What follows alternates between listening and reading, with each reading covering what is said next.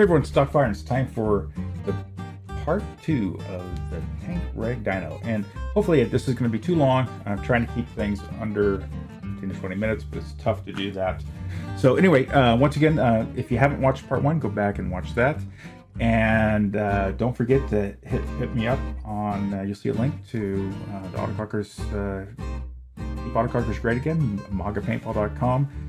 And a link to my web store will be coming out pretty soon on being able to buy these nice headbands. Here's the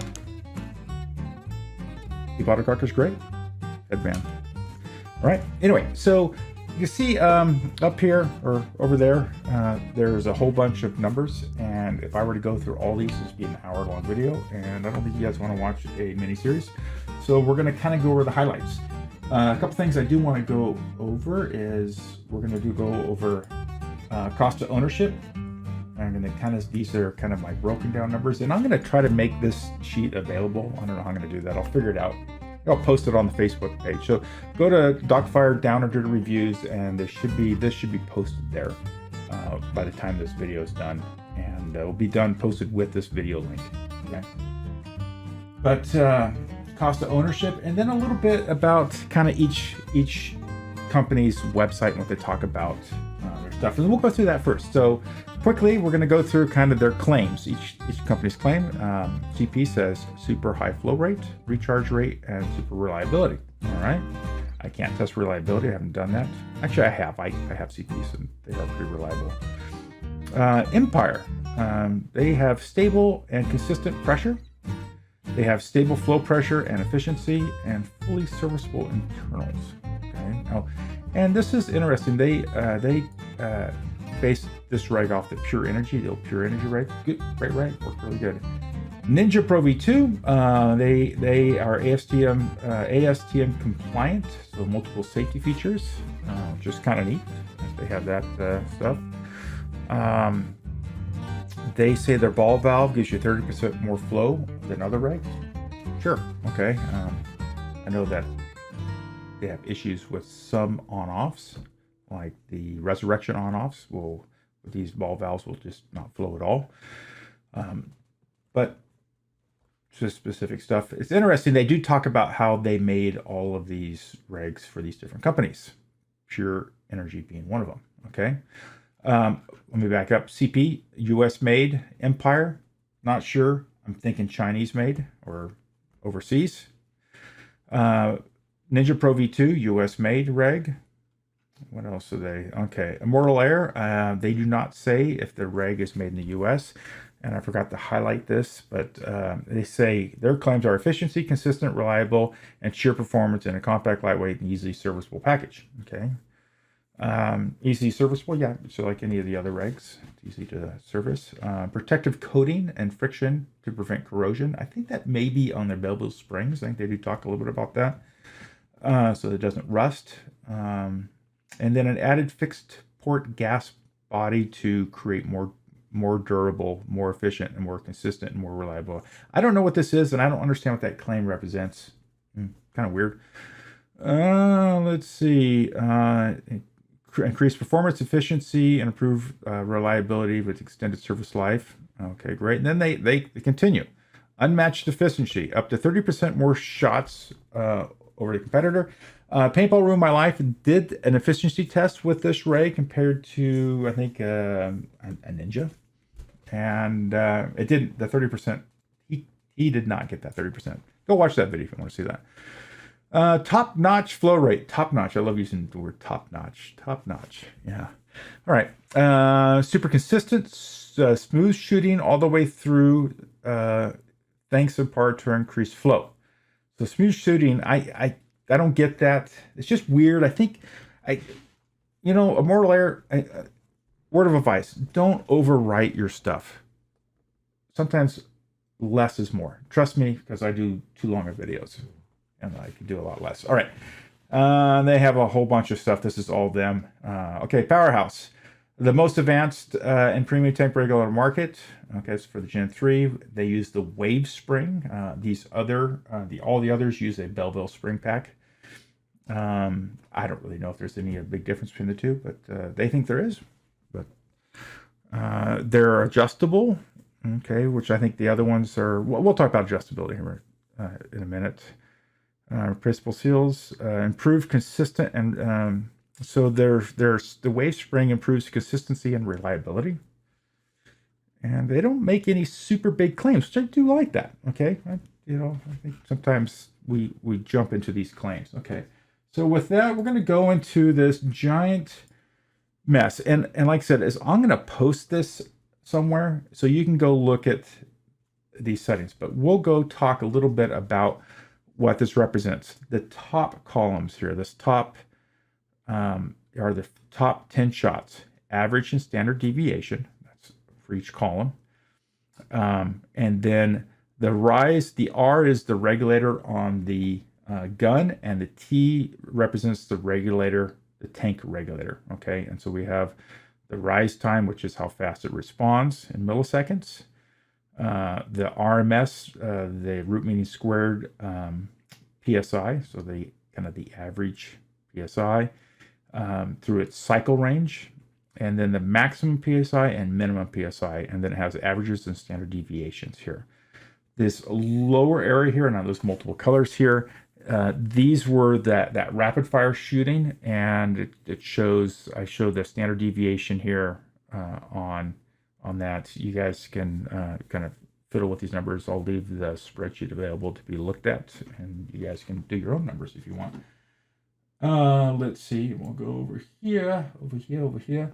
And so you'll see that on all of the stuff. The CP is interesting because the CP, this first shot, and I copied and pasted this, and I took the first shot out of it because it had a really fast response rate, but everything was a little wonky on it.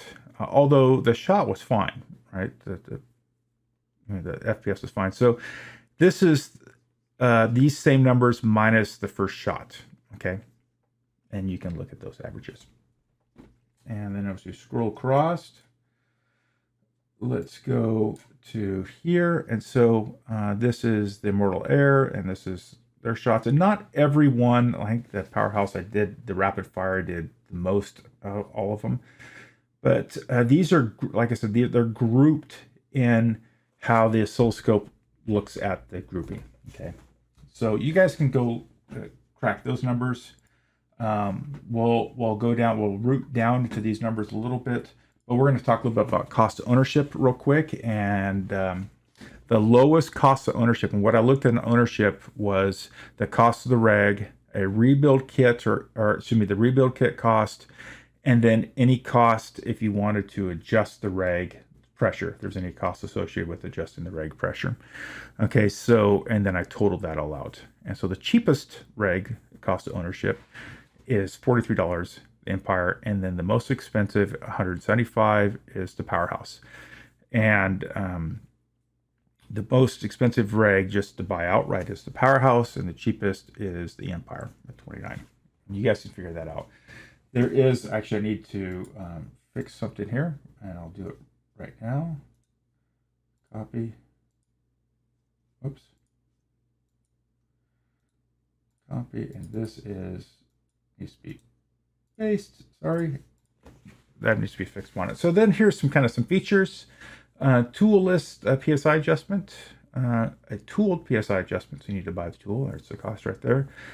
And then if the bonnet can be repositioned, means that when you screw it on the gun, can you adjust it so your fill ports and stuff like that don't dig in the bottom of your hand. And so the first two you can, all the rest you can't. All right, so you guys can go look at that data. And we're going to go back to this, and this is, well, actually, I'm going to go back. Actually, yeah, this is fine. So this first column over here, and I didn't really, these first ones, they're all based on average. These are all average numbers, and these average over here are standard deviations. And they're all taken from this first, they're all these bottom things, and I just moved them over. And so for the average on the FPS, which one had the best FPS average, and they were all really close, right? Or excuse me, here's their average on FPS. I mean, you look at the FPS on all these, 294, 293, 294, 294, 292. The FPS was across the board with all regs the average was fine. Okay, the average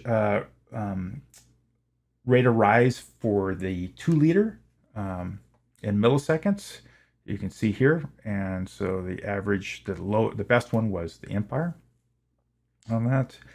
The average rate of rise for the tank regular milliseconds was the Ninja Pro V2. Okay, that was the fastest. The CP, and you can't see it's grayed out here. That's this starter one is, I'm doing the run minus that one shot. So this is the 9-shot run. Okay, you can ungray this and look at it yourself on that. The RMS average, the maximum pressure average, the minimum pressure average. Interesting, the CP was the one that the least dropped the least in pressure. Interesting.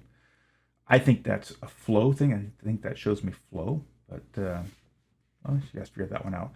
Okay, and then standard deviation. That's should be this column right here is the average columns. These are the standard deviations on all the tanks. So Powerhouse, Mortal Air, CP, Empire, and Ninja Pro V2.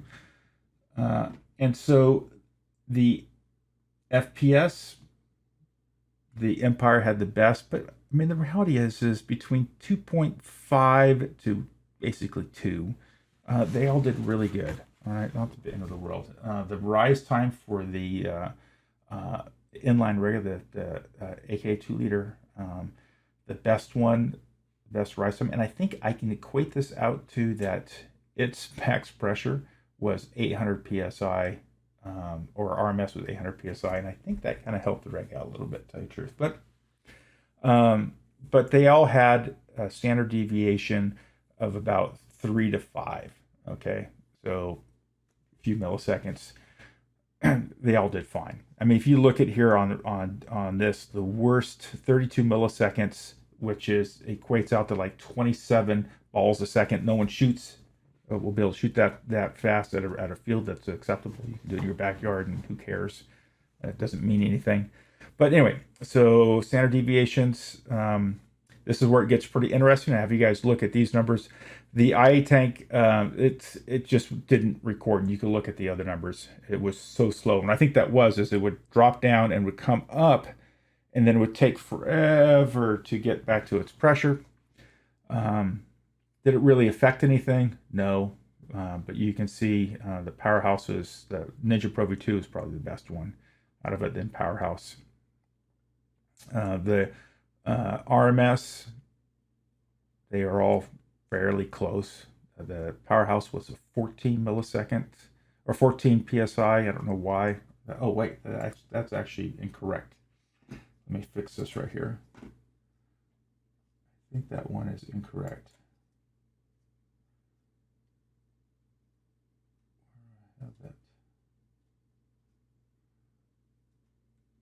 Standard deviation on. Okay, so I will fix this sheet. I think this number right here is incorrect. Powerhouse RMS 14.47. I think it should be Powerhouse RMS should be, yes. So it should be this right here. 15.1.55. So I need to fix that to this is be 1.55. Okay, there we go. That fixed that. Yeah, that didn't carry across correctly. Let me save this before I forget. Okay, so you guys will be able to look at this stuff, but the RMS, look at 1.5. I mean, it was all so close, right? Who cares? It all did really well. The max pressure, oh, pretty good. This maybe the IA had the greatest deviation. The minimum pressure, the Ninja Pro V, or actually the IA had the worst, than the Ninja Pro V2, but nothing significant, nothing that was, blow you out of the water. So all in all, and this chart I'm going to fix a little bit. There is no winner here. I kind of said under the standard deviation who did the best, and Actually, the rise time, I want to say that the CP was the best RMS time. The Ninja had the best rise time. The max pressure, the Ninja, the minimum pressure, the CP. So on just that standard deviation, they had the best times. But in reality, as you really look at this, feet per second, and then the deviation on it, they all did fine. And so really and I kind of look at it on a I use it on an autococker, right? That has all these other kind of regulators that are putting demand onto this first stage regulator. They did fine. All the other regulators did their job. These regs seem to do their job. Was there any one that was better than the other? I don't know. I think you kind of have to go back and look at the cost of ownership, and you need to decide what features and availability do who are the parts available? Is the company really good at supporting their products at places that you go to, events? Your local vendors support it if you have that. So I think that's what you want to look at. Okay, so with that, I'm going to post this stuff out there, and you guys can kind of dig through the data. You're more than welcome to it. Is there a clear and outright winner? I don't know. Is there a product that I use? Yeah, I use the CP product. I like it. I've had really good luck with it. Some people hate it. And I think people dislike things when something fails, right? They dislike it. And if you had a custom products tank regulator that failed, you end up disliking it, and you go and you buy a Ninja and it works perfectly. But did you service your regulator? Did you maintain it? Did you, what are you putting into it? So does your field filter their air? Is it high moisture content? Is there, all these things? I think I was watching one of the dye tech videos that he's doing, and he had one of these markers full of calcium.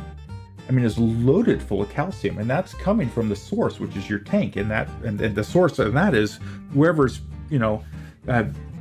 maintaining that fill station for tanks and how it's being maintained. If you're putting dirty air in, you're going to have problems with these things. Okay, that's the key thing. All in all, did all these things work? Yeah. Is one going to work longer than the other?